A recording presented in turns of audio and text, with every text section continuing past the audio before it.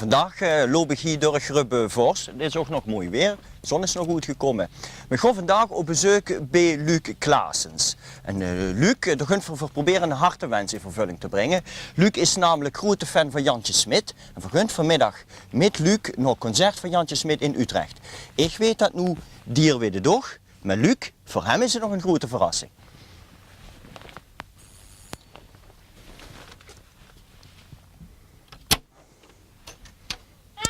Hallo Luc, zeg, mag ik even binnenkomen? Ja. Nou, dan kom ik even binnen. Zo Luc, we zitten hier in de woonkamer bij de ouders. En we zijn hier bij op bezoek gekomen omdat ik vorig jaar een ongeluk heb gehad. Wat voor ongeluk heb je gehad vorig jaar? Ja, ik was met mijn broer gaan spelen op de plaats. En er lag een hele grote dood in het schap. En die moest zich gebruiken voor school. En die moest ze inpassen. En dus ja, ik dacht dat er mee inpassen. En ik zei van wel. Dus toen een paar keer doorgegaan. Toen net een vlaggestok gepakt. En toen zei je van als ze nou niet oppassen, dan sluit ik dicht mee. En dus ik zei nog één keer van ja, dat past er wel in. En dus zei je, nou sluit je dicht. En toen kwam je in de richting van mijn oog. Ik zie helemaal doorgeschoten naar de hersens. En ik heb 1,5 dag verzwegen tot ik een vinger in mijn oog heb gehad. Eigenlijk dan de vlaggestok. En dus morgens zei ik van dat ik de vlaggestok in mijn oog had gekregen. En dus toen zijn we naar de dokter geweest. De dokter kon niks vinden. En toen zijn we naar het ziekenhuis geweest. Hij is als doorgestuurd naar de oogarts, 's avonds nog. En toen die zei van ja, kom morgen vroeg maar terug, want ik kan niks vinden. En toen zijn we dinsdagsmorgens weer teruggekomen. En toen hij zei ik klopt iets niet in de kop. En dus hebben ze me opgenomen, zei ze voor een paar dagen. En toen heb ik er gelegen. Eerst had ik woensdag geloof ik op de intensive care. Ja, en ze zei, ja, dat is niet goed voor Luc, want die piepjes en zo, dat is niet goed. En dus toen hebben ze me teruggelaten op de kinderafdeling. Ja, en toen hebben ze eigenlijk onderzocht. En toen ik op de intensive care lag, hebben ze me gewoon een beetje vragen gesteld wat er was gebeurd en wat mijn hobby's waren. Ja. En dus toen hebben ze ook een EEG gemaakt. En de neuroloog zei van, ik wil je zo snel mogelijk terug. En toen waren een paar maanden toen zijn telefoon ging. Dus toen zei ze van, dan zei ze in de kop dat hij zo'n halve millimeter of minstens een millimeter van de hersenstam af. En dus toen heb ik daar 2 weken gelegen. Ja, en direct daarna heb ik daar, toen ik in het ziekenhuis kwam, heb ik fysiotherapie gekregen. Die vlaggenmas van de fietsen is dus door die oog naar de hersenen ingegaan en had de hersenen geraakt. Ja, ook een stukje bot van de neusholte. Dus ook nog een stukje bot van de neusholte gepakt, zei ze. En u zag, was u aan het vertellen, wordt heel kort bij de hersenstam gekomen. Wat betekent dat precies? Wat zou gebeurd zijn als de hersenstam geraakt zou zijn? Dan zou ik zwaar gehandicapt kunnen zien of ik was dood. Dus de hebt ze eigenlijk nog heel goed geluk gehad. Dus zou maar een heel klein beetje gescheeld of du was er niet meer geweest, zou ze niet meer gezeten. Potverdorie, heb ze toch geluk gehad. Dus ik nu weet ik van dat ze een erge sportieve kerel is. Du deed aan voetballen en tennissen en zwemmen en zo. Maar du bent nu een beetje verlamd aan de linkerkant, dus dat zal niet meer zo gaan als wie dat voorheen ging. Wie gaat dat nu met sporten? Nou, veel met voetballen, dan ben ik bang dat ik verkeerd terecht kom en tot er dan wat met mij gebeurt. Tenslotte ben ik bang dat ik de bal ergens tegenaan kreeg. En laatst heb ik gezwommen, donderdagavond met pap en mijn broertje. En dus toen, op het begin was heel eng gevoel van dat ik de eerste keer in het water was. Maar later toen ging het wel weer. Nu weet ik van dat ze een hele leuke hobby hebt. Ik geloof, vertel daar eens gedurven. Ligt ook een beetje in de sportkant. Ja, darten. Ja? Mijn vader, die zit bij de dartclub en dit daar ook wedstrijden darten. Ja, mijn broertje die is toen ook een beetje gaan darten. En niet voor wedstrijd, maar gewoon toen een beetje. Ja. En toen ben ik er ook aan begonnen. Dus dicht binnen dachter. En kent zich goed dachten. Ja. Dan heb je hier dagbord. Ja. Zo van zijn putje gaan dachten. Oké. Zo Luc, zeg wel had nu gewonnen. Weg. Hou ik nog meer punten als tegen? Ja. Potverdorie, daar heb ik dich nog geklopt. Die sekier tot ik een dachter heb gedaan. Ja. Zeg, nu weet ik dat je in zijn hele bekende dachter hebt ontmoet. We zijn tegengekomen. Raymond van Barneveld. Remo van Barneveld, toch wereldkampioen van dachten. Wie heb ze hem ontmoet? Ja, ik bestaan in een cafégrap was. Ja, dat was op het dagtoernooi. Ja. En toen kwam Barneveld er zak bij. En toen hebben we hem gezien. We hebben een foto met Daan tegengekregen en een shirt heb ik daar Ja. Nu weet ik dat je nog een hele grote fan hebt. En wist dat? Jantje Smit. Jantje Smit, dus het zangerke Jantje Smit. Waarom vindt ze hem nu zo goed? Ja, die kan gewoon, ja, leuke jongen. Ja? Kan goed zingen. Ja. Ja. En dat vindt ze gewoon leuk. Maar die hebt Jantje nog nooit echt gezien, hè? Nog nooit. Zou ze misschien wel een scheer echt willen zien, hè? Ja. Weet ze hoe we vanmiddag gaat optrainen? Ja. Hoe gaat het op? In Utrecht. In Utrecht. Wat zou zich er nu van vingen als Veer samen met Tig vanmiddag naar Utrecht naar Jantje Smit gunt? Leuk. Leuk, hè? Nou, dan gunt we dat toe. Kom maar met.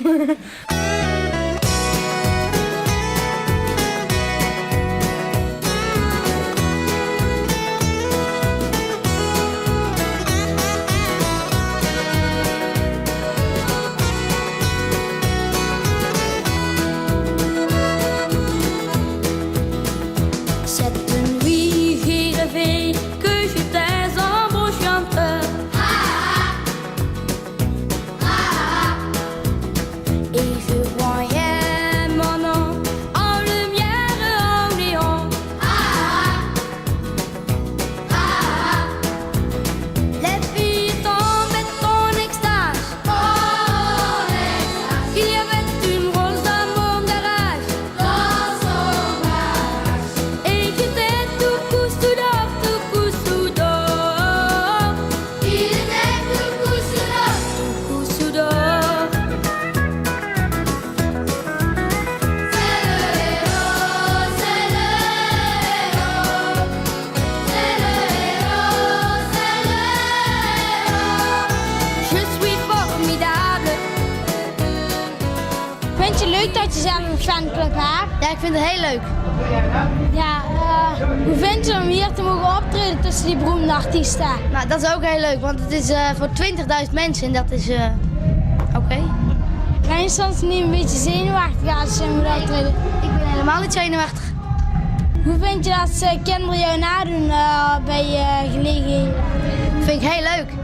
Want ze proberen, ook met Italiaanse liedjes soms, proberen ze dat heel goed na te zingen. Nou, en dat lukt meestal wel goed. Wat vind je zelf het leukste nummer dat je hebt gemaakt? En mijn nieuwe single Hoe vind je het dat je hier mag komen zingen? vind ik, ik vind het leuk dat ze mij hebben gevraagd tussen al die grote Nederlandse artiesten. Wat ga je zingen? Ik ga 6 liedjes zingen. 5 van de eerste album en 1 mijn nieuwe single. Wil je me rondleiden wat er hier aan te zien is? Oké, dat is goed.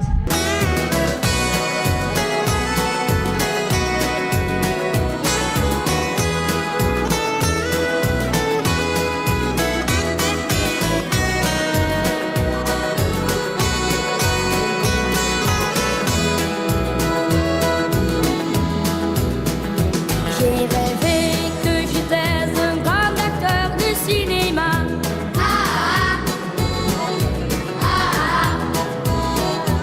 Et j'avais une nomination pour le Oscar. Les filles tombaient en extase. Il y avait une rose dans mon garage. Et j'étais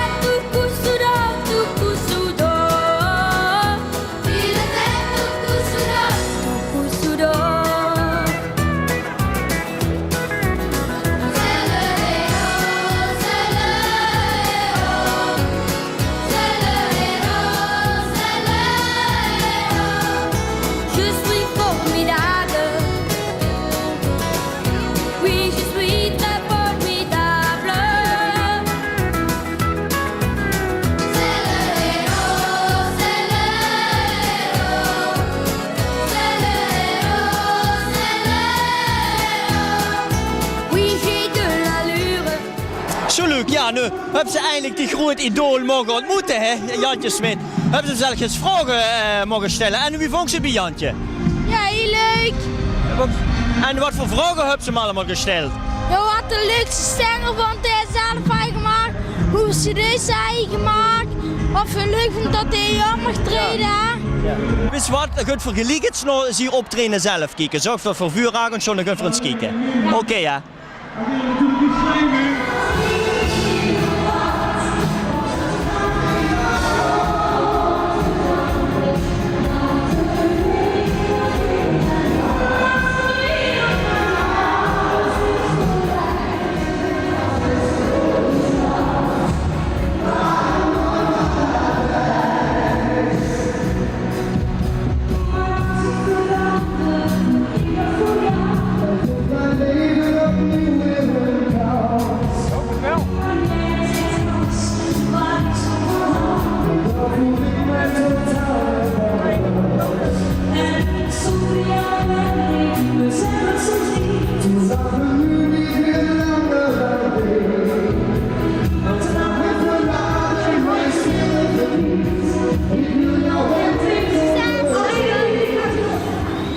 Dan is het nu de hoogste tijd om de regenboog heel langzaam te laten zakken. De kleuren zullen heel langzaam vervagen om zometeen de zonnestralen welkom te heten bij het optreden van de volgende artiest. Hier zien we bij zijn eerste optredens.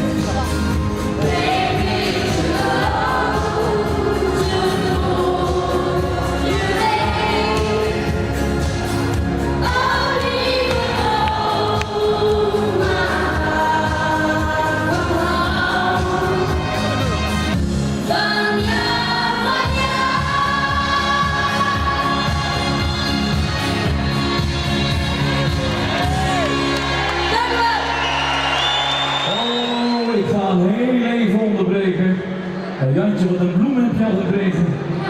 Dat is mooi, hè? Wat denk je dan als een lieve prachtige bloem aan je wil gooien?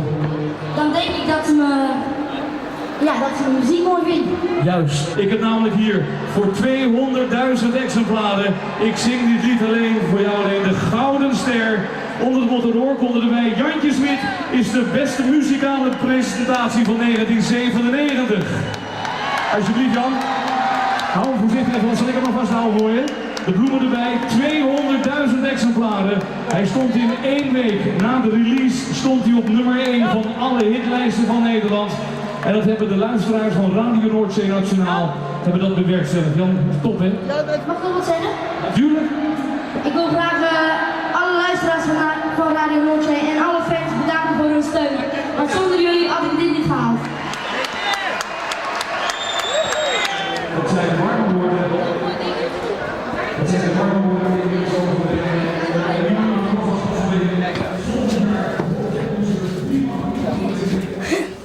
Wordt leuk?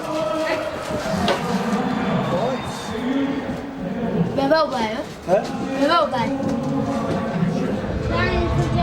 Ja, ik vond het ook heel fijn. Ja. Heb je ook eentje doorgemaakt? Ja, ik maakte... Als der hem ook een kind heeft met een bijzondere wens dat tussen de 7 en 14 jaar is, schrijf of bel naar Omroep Limburg. Zo, ik weet niet wie het met dig is, maar ik heb de kneup af.